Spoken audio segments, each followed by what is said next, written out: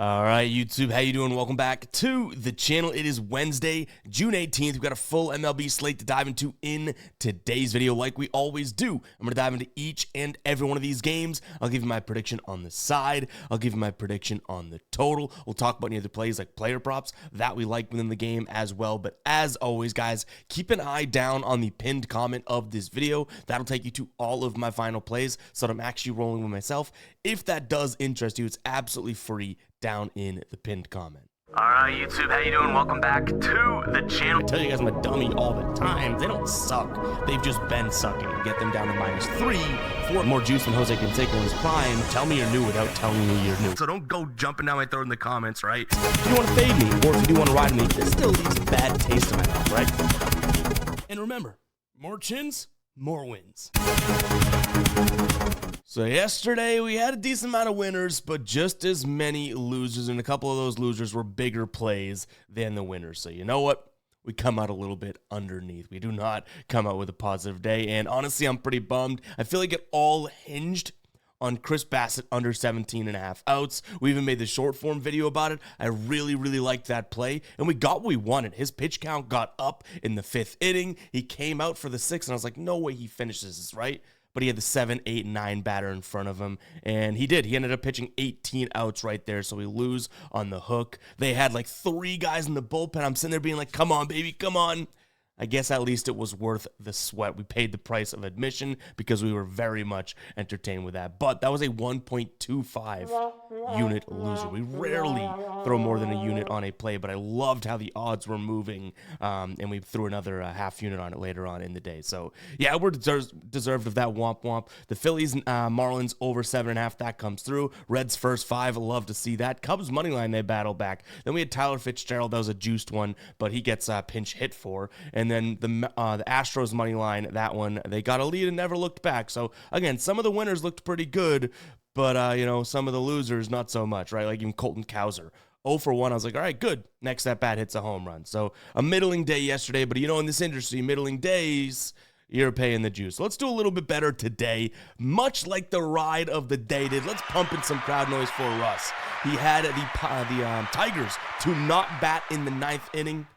That comes through. They end up winning. I think it was 7-4, and they do not need their last at bat. So shout out to this ride of the day win. The tracker is now updated here with the green ride of the day. We still have to get the profit and the streak updated. Actually, we can do the streak easily. Boom, right there. We'll get the profit and the math figured out in a second. But yeah, the ride of the day update is now good to go. If you guys don't know what the ride of the day is, it's simple. Just use that hashtag ride of the day down in the comments. I jump on board with one person's play each and every day, give you a shout out in the next video, win or loss, and throw you on the tracker. If you do win, we continue to roll and ride with your plays until you lose. You still get the shout out when you lose, but unfortunately, like we had to drop on ourselves, you got to face the womp womp. So get those hashtag ride of the days in there. Russell, we're looking for something fairly early because we do have, I guess the first game's like 4-ish. So try and get something earlier, the better, obviously, for the community to ride with it. But you got a little bit of time today. But all right, let's go ahead and dive into today's slate, guys.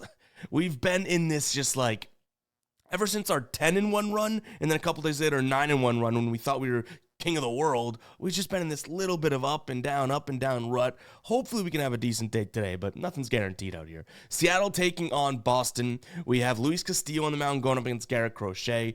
I saw this last night, and you were able to get a 4.5 in the first 5, taking the under for decent odds, and I was like, you know what? Don't really want to jump the gun on this one as we're sweating out our other plays, and now you can't even get that 4.5. So that would have been my look. I do still think Garrett Crochet is worth backing in this spot. You have Seattle versus lefties who they're decent, right? But this is Garrett Crochet, and I think that he's always a guy that's worth backing. Even looking at the pitch mix, fastball, cutter, his main 2 pitches, that is not exactly what Seattle wants to see. They rank bottom 10 in both of those spots. But Luis Castillo, I do really like, and I do think is very good. And he's been pitching well this year, right? And he's got a 1.8 ERA over his last 5, making it very tough. The Red Sox have hit him decently in his last couple starts against them. So yeah, it would be Red Sox or nothing for me in this one. I think that they do have the better offense today against the pitch mix, seeing a lot of fastballs, but Castillo's fastball is a little bit different than a lot. So I'm going to lean towards the Red Sox here. In terms of the total, it's at 6.5. If you can get a 7, I'd lean towards the under. Both bullpens are fresh. They're mediocre bullpens, but still 2 studs in the mound today. All right, we can blow through this one because the odds are just crazy. We have the Tigers with Skubal going up against Pittsburgh with Heaney. Obviously, Skubal is the better pitcher here in this spot. And the Tigers, they showed you what they can do at home against a lefty yesterday, right? So I think in this spot, it would probably only be something that I look at like Tigers team total over. Like I said, yesterday, very similar situation. And, Andrew Heaney's obviously very good, but I think the Tigers can probably put up 4 runs against him, again, especially at home here. In terms of what we're getting for weather there in Detroit, let's see what we have. Wind blowing right to left, nearly 80 degrees. Yeah, I don't think Heaney's all that bad. Obviously, he's having a really good year, but this Tigers offense is very good against lefties, and we kind of saw that resurgence yesterday after their offense had been in kind of a rut. So give me the Tigers team total over. It's probably the only thing I look at in this one. All right. Unfortunately, back-to-back games, which I don't have too much to say about it. All the guppies that say I talk too much probably like, finally. But Adam Mazur on the mound, or I think we saw a different name on a few different sites here, Adam Lasky. So whichever Adam's going to pitch, we'll see. They are going up against Ranger Suarez here, who has been close to unhittable lately. He's got a .6 ERA over his last 5 starts, and he's pitching into the 7th inning on average. So, yeah, big-time advantage for the Phillies here. I'm probably going to lean towards them in the first 5 on the run line. -170, I believe, is the best odds right now for them. That's a little bit too much. Yeah, -174, so probably either looking at them minus the 1.5, right? Or you can also look at them, which we don't really throw this one in too much, but if you look at them from a -1 perspective, if your book offers that, and no DraftKings does, that might be something that's worth considering. If they win by 2, great, you win. If they don't and they just win by 1, you push. That's not always the best, I guess, in a sense. It's like a little bit too, if they battle back and win by 1, it's like all that for a push. For better odds, you can go out there and get them minus 0.5 in the first 5 is probably what I look at. That total, though, worries me a little bit. Like, they not think the Phillies are going to score off of either one of these starters. I'm going to lean up and over this number, much like we did yesterday. This is a Marlins team that hits lefties okay. Ranger Suarez being a lefty. The pitch mix isn't as great for them as it was against Jesus Luzardo yesterday, which is why we liked that over. But still going to be an over that I consider, but I think I'd go to Phillies team total over and or their first 5 before that.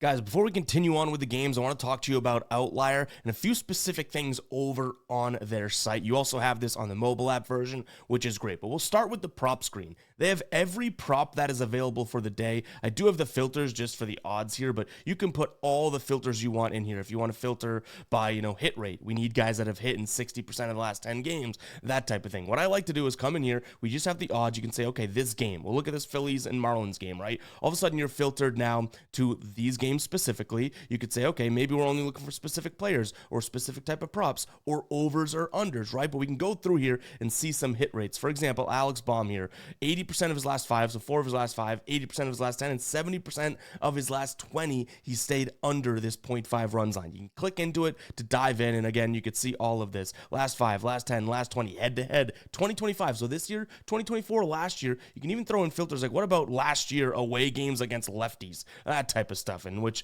is really, really cool. But you scroll down, you can kind of see stuff against him with the pitcher, but again, this pitcher isn't really confirmed yet. So if we head over to maybe Otto Lopez, because we know Ranger Suarez is pitching, look at all of this batter versus pitcher data. Really, really cool stuff, all the way down to the freaking pitch, man. Sinker, you can see his K rate and WOBA. Changeup K rate and WOBA. You can even see where they throw it on the heat map. It is pretty damn cool. If you do like pitcher props, you can also head over to pitchers, right, specifically, and check this out. You can go through their entire lineup. Say we want to know how the sinker is going to work. You can go through their entire lineup and see the heat maps against those specific pitches. You can also just look at this lineup and see the heat map, the strikeout rate and WOBA. So this is just one tool that's on Outlier. You can see insights, popular, games, props. They also have the advanced tools that cost a little bit more. What you just saw is just $19.99 per month. But by clicking the link down in the description or the pinned comment, you get 7 days free. I've used this tool for like 3 years now, guys. That 7-day trial is so worth checking out. But head over to the EV tool if you want to check this out. This is really one of the best strategies out there. If you don't know what positive EV betting is, I suggest you Google or YouTube it. But this is one of the best strategies out there to become a long-term profitable sports bettor. Really, really cool stuff. They also have the arbitrage tool, which is risk-free profit, right? So head over to Outlier, guys. Again, link down in the description. description. You do not need a code. Just use that link and it'll get you that 7-day free trial. Sign up. And again, all that stuff with the props or even the game screens, just $19.99 per month afterwards. That is $20 well spent because you hit a couple plays with this, you're cashing. So yeah, go ahead and check it out. Again, that link will be down below. Let's jump back into these games, all right? Washington taking on Colorado. Colorado has now won 3 straight games. They've scored 10, 6, and 10 runs in those games. Washington has lost, I believe, 10 or 11 in a row, and they're just not really bad. Now, they put up 6 runs yesterday, so we'll give them a little bit of credit there. Today, I feel like that probably and should kind of turn around. Germán Marquez on the mound for Colorado.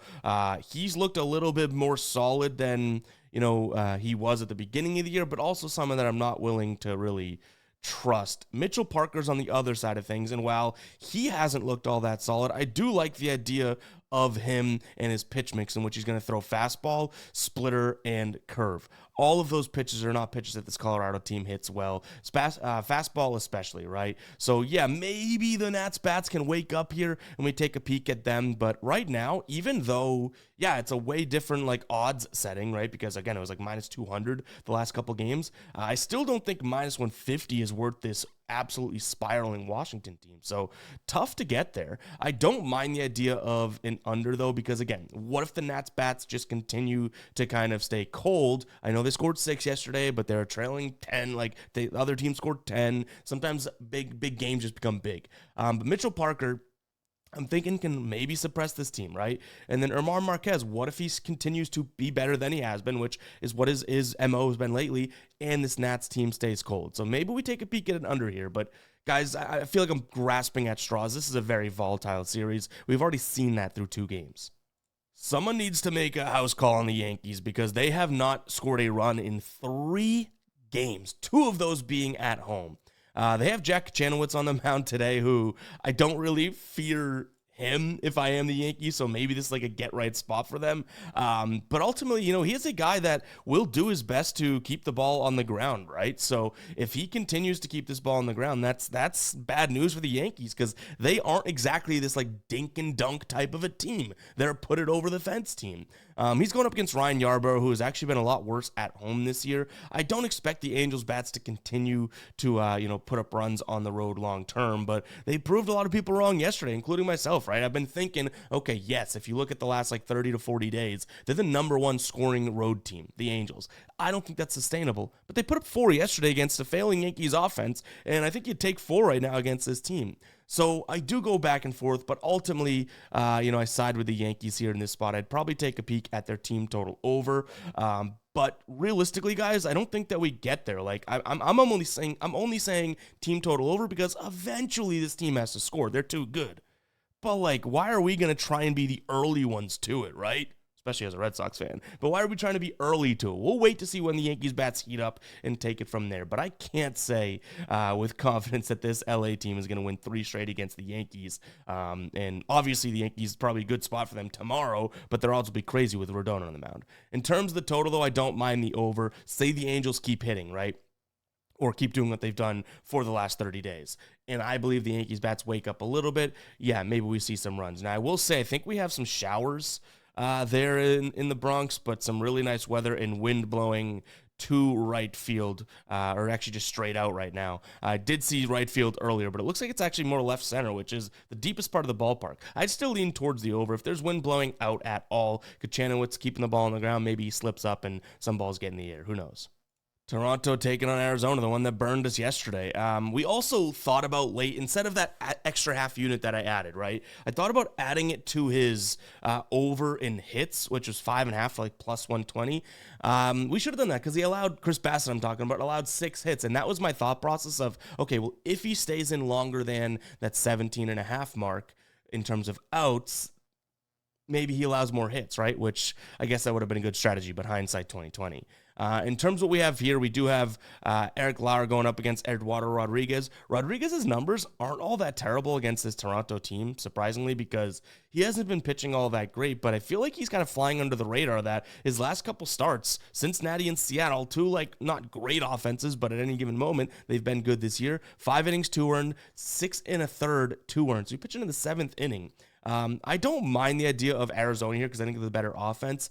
Eric Lauer on the mound, not really a guy that I'm trying to get into bed with too often, but he has looked okay too during this Toronto stretch. Now he only is going to give you like 3 to 4 innings, right? This Toronto bullpen still should be good to go. So if you believe in the Toronto bats, which they came back and won yesterday, then I get it. But if you can get plus money behind Arizona, I kind of like the spot here. Two guys that throw a lot of fastballs. Arizona hits the fastball a lot better. But ultimately, I'm not trying to talk someone off of Toronto. I just think that this is a decent, better side to take Arizona if you can get that plus money. But again, you're searching for that plus money. So I guess my tune might even change if you can get plus money on the Toronto side of things. In terms of the total, this might be one we consider an over. Had to sweat that out to get to the 9 runs yesterday.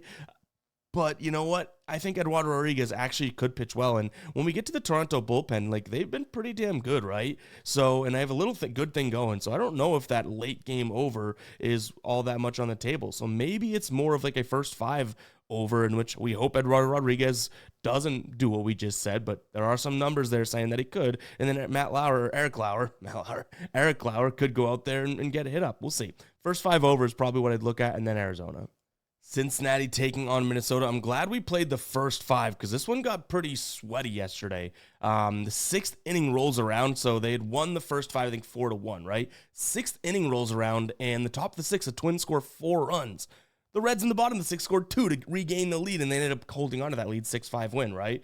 But it was sweaty. In terms of what we go with in this one, you do have Lodolo on the mound going up against Bailey Ober. Both guys haven't looked as sharp as you'd want to see either pitcher look in their last couple games.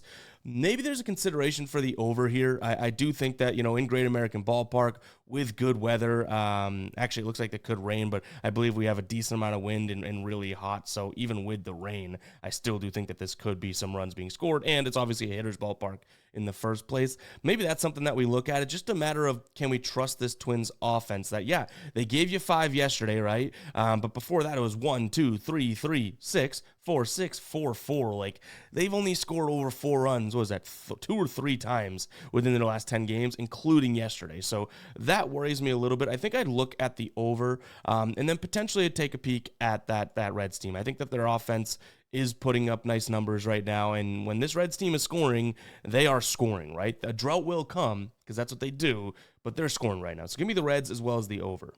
All right, we get the Braves taking on the Mets. Chris Sale against Paul Blackburn. So Blackburn only has that one start under his belt, right? And I don't even know if it's confirmed that it's Blackburn, but I believe as of right now, it is.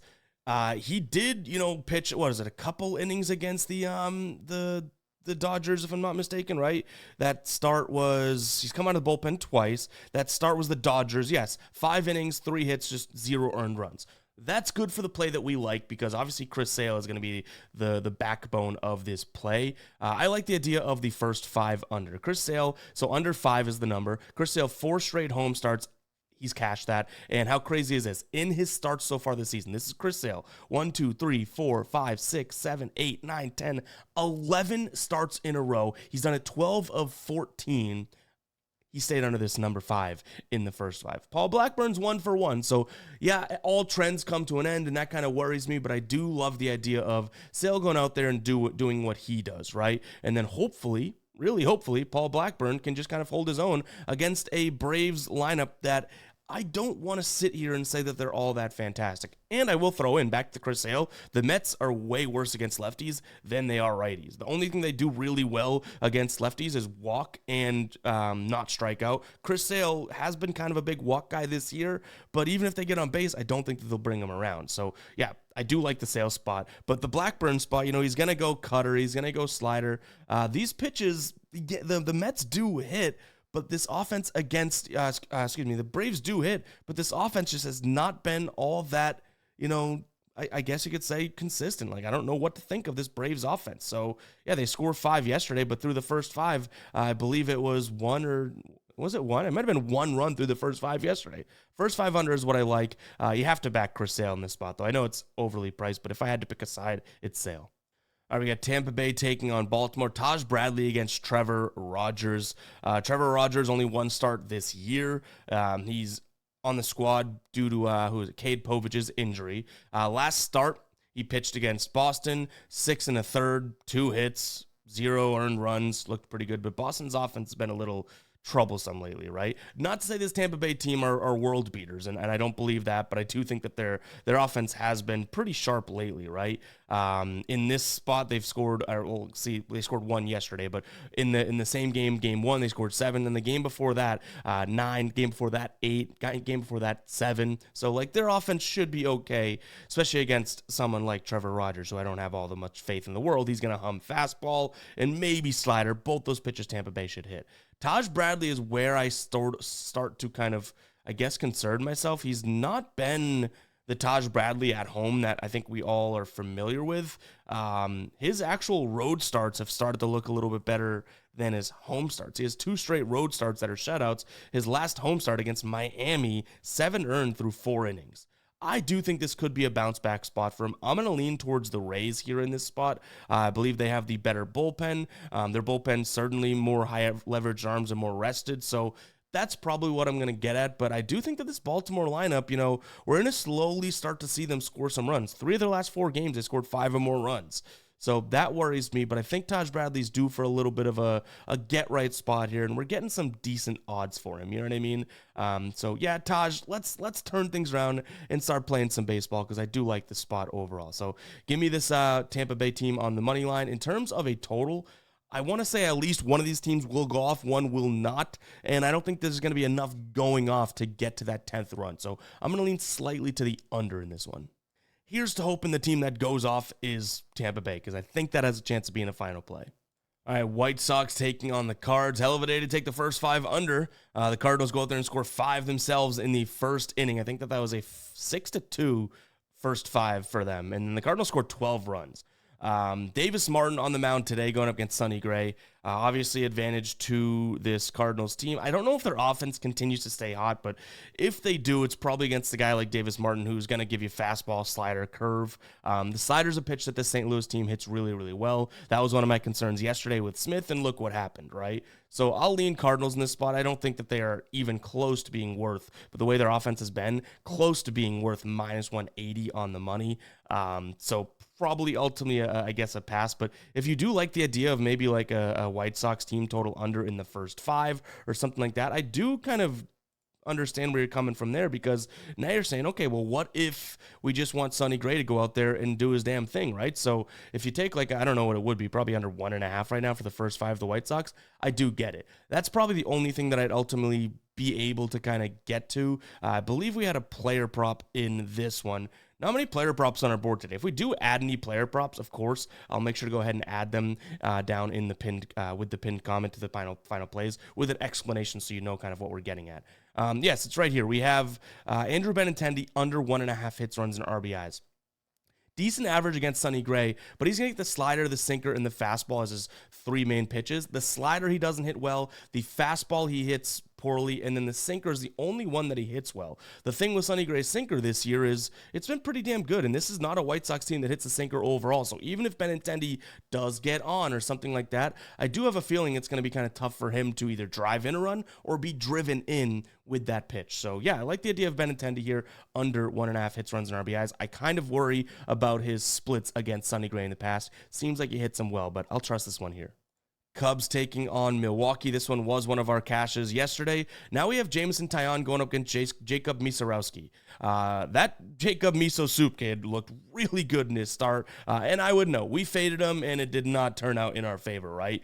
So I do like the idea of maybe backing both these pitchers today, taking a peek at the first 5. I have a little bit of concern with the fact that, okay, he looked really good in his first start, all that jazz, right? Like, is this the type of start where he just comes in and now he gets hit up by a way better offense? At that time, we didn't fully know that St. Louis was kind of heading in the wrong direction. Now you have the Cubs, who are obviously a very, very good offense.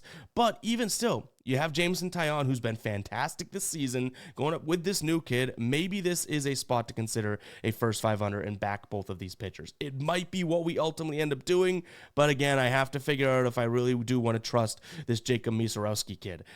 One thing I will say is he throws a heater, right?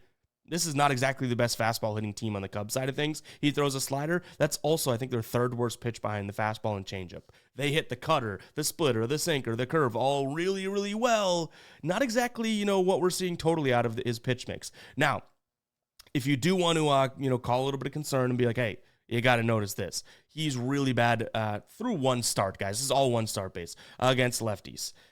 Happ, Tucker, Pete Carroll Armstrong, Bush. There's a decent amount of lefties in this lineup. So we might take a chance on the kid. I think, he's really highly touted and all that, but it's a little concerning. If we do play this, it's probably not a full unit, but it might be something we want to get down.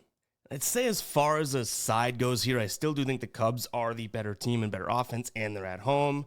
So I'll lean towards the Cubs, but I do think that there's a chance that we get down on that first 500. I really do. Texas taking on Kansas City, another spot in which I don't mind the first 500. Now, if you can get it at under 5, we're looking at minus 145 over on ProfitX. This thing is in the minus 180s elsewhere. I would still pivot to them under 4.5. I'm going to obviously go with this kind of beautiful spot of 45 under 5. Patrick Corbin and Chris Bubic on the mound. Chris Bubic is a really good pitcher. He's, I guess, coming off of his worst start of the season, but that was against the Yankees. Patrick Corbin has been consistent. I mean, he's going to give you maybe 5 to 6 innings. I know he pitched 8 innings recently against Washington, but that's to show how bad they were, right? And they lost that game. But, if he gives you 5 of 2 earned, I think we're okay here, because I don't necessarily think that they're going to go out there and have, Chris Bubic get lit up. Bubic throws the slider and the fastball. I like those pitches against Texas. He's a lefty. Texas doesn't hit lefties. Even from the Patrick Corbin standpoint, if I show you guys the dashboard, and I'll show you how to get access to our dashboard in just a second. Check this out. Slider, sinker, right? What are the 2 worst pitches right now for Kansas City? Slider and sinker. 30th against the slider, 25th against the sinker. So I do like this spot here for both pitchers. So yeah, I like that first 5 under.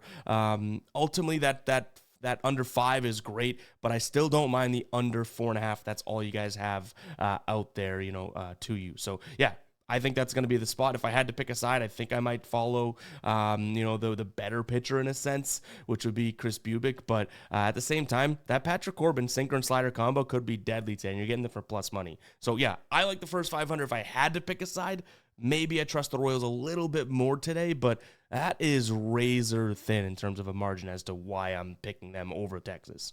Access to the dashboard is super simple and super cheap. GuyBostonSports.com. Head over to the members area. You see it right here. It looks a little bit different on mobile, but the members area, MLB dashboard. Now, I'm already logged in, so you'll see the dashboard right in front of me. What you get when you do sign up and have access to the dashboard is each and every game broken out in a visual format, right? Really cool stuff. You got pitcher data, you got bullpen data, you have pitcher pitch mix, batting over the last 30 days overall against their righty or lefty split, depending on what the pitcher is, and then whether they're home or away and righty or lefty, right? You also have their trends, so win rate last 3, win rate on the road, run scored first 5, all this good stuff. And then we even have it down to the player. We also have some weather. This is obviously a dome game, but you can see here, temperatures loading in this one, but you have the chance of precipitation. Let's find another one. Yeah, really hot weather in Colorado, in Washington, in the Colorado-Washington game, but chance of precipitation. So we have a lot of cool stuff, guys. If you do want to check this out, again, GuyBostonSports.com. You head over to the members area. If you're not logged in, I'll show you what it'll look like when you try to click that without the membership access. It's just going to say, hey, you need a membership. View membership levels to sign up. You can get the All Sports dashboard or the MLB dashboard, whichever one floats your boat. The good thing about All Sports, because, obviously the NBA is probably ending soon, whatever price you get in at, whatever, the level is, if you keep your subscription active, even if we ever raise the price, you stay there. So that's why I would recommend the All Sports, because with the NFL rolling around and we have some other dashboards that are planned, you might want to get in on the ground floor in a sense. So yeah, go ahead and check that out. GuyBostonSports.com members area. You get a ton of information. Is this going to spit out a play and say, hey, go do this? No, it's not that type of a tool. What this does is consolidates just under 10 websites to help you save some time and be more efficient in your research process. So check it out, guys. GuyBostonSports.com. Head over to the members area. San Fran taking on Cleveland. This was a good game yesterday. Now, we had the first 3 under, and both pitchers looked good. And of course, guys, we have the first 3 under. It's 1-1 bottom of the third. And Rafael Devers, the ex-Red Sox, the guy that just made me pissed that he got traded. I guess it wasn't his doing, but in some way, shape, or form, it was. He hits the go-ahead double and drives in a run. And I'm sitting there being like, Of course, it's freaking Devers. So we lose that one, long story short.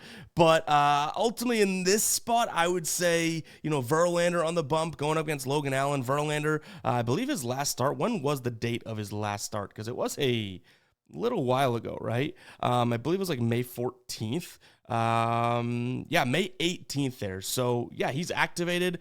He had a I think it was a pec strain or something like that. I don't mind him if he's going to hum fastball against this Cleveland team. I still don't believe in their offense. Logan Allen really hasn't been all that good. So if you can get a good price for San Francisco in a get back spot after losing at home yesterday, I don't mind that. In terms of the total, I don't necessarily think both of these guys are going to throw gems. And even if Verlander gets dinged up a little bit, I don't think it's going to be all that crazy. I would say Giants team total over before the full game, because again, I don't think that this Guardians team is really going to piece up JV, but Logan Allen, I don't really have too much faith in right now, ultimately. So Giants team total over. The counter to that would be, well, this San Francisco Giants team hasn't been the best offense either, but they're a little bit better at home. The bigger the sample size, the better they look, which is good and bad in some cases.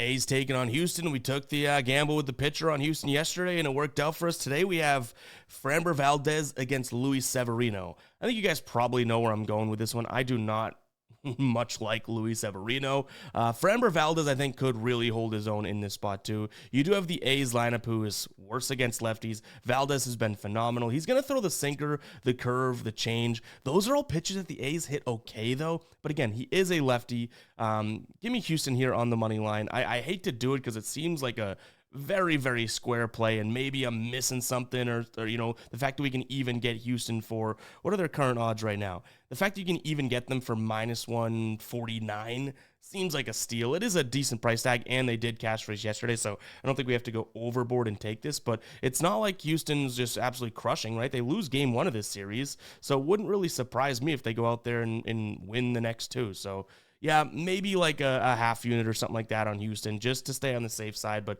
I could also probably convince myself of a Houston first five money line. I want to back Framber Valdez here. I think that he could be good. I just worry that, they scored a bunch of runs yesterday. Do they come out flat today? So maybe first five. That way we don't have to worry about them scoring a bunch. Just go win enough and back Valdez enough. We'll see. In terms of a total, it's tough because, like I just mentioned, I do think that Luis Severino can give up some runs and whatnot, but at the same time, Houston might have blown their load yesterday. So maybe a slightly into the under. Maybe this is like a 5-3 type of a win for Houston. That'd work out for both of us here, both my spread and side pick. Dodgers taking on the Padres here. Obviously, rival game, like we've been saying for a couple straight games here. But Dodgers have gotten the best of the Padres so far in this one. 6-3 win game one, 8-6 win yesterday game two. Now we have Emmett Sheehan on the mound for the Dodgers. I think I've seen a couple different pitchers listed. Yamamoto was one. I don't think that he's pitching. I believe that he's pitching tomorrow now, which I do believe makes a little bit more sense to close out the series. So Emmett Sheehan, yeah, we really haven't seen too much of, right? So we don't know exactly what to get out of him. He's pitched, I believe, in AAA so far this year. Last time he pitched in the majors was 2023. So this would probably be a spot to say, okay, well, you have Steven Kolick, who I don't think is all that great on the San Diego side of things, but he did have two really good starts against Milwaukee, and I forget who else the other one was. He pitched, into the sixth inning and allowed 0 runs. Maybe he does something similar like that today. You're getting them at, such a crazy price tag, plus 165. It would only be Padres for me with Emmett Sheehan on the mound, but I think this is telling you these odds pretty much that we're going to see the Dodgers offense just continue to rake. So it's like, who cares who we're pitching? We're going to score a bunch of runs. So I guess in that mindset, I would also consider Dodgers team total over if you can get it at a consumable price for 4.5, or crazy plus money for 5.5, because they've done that in both of the games so far this series, right? 6 and 8 runs. But kind of like the idea of just taking a shot on the Padres. We'll see if we can drop our cojones on the table like that. But guys, it's going to wrap it up for today's show. Hopefully you guys did enjoy. If you did, go ahead, hit that like button, hit that subscribe button down below. Comment 33 if you made it this far in the video. That tells me that you made it to the very, very end, and that I really do appreciate you and that you're an OG. So go ahead and do that if you did make it this far, and we'll catch you guys in the next one, all right? Peace out.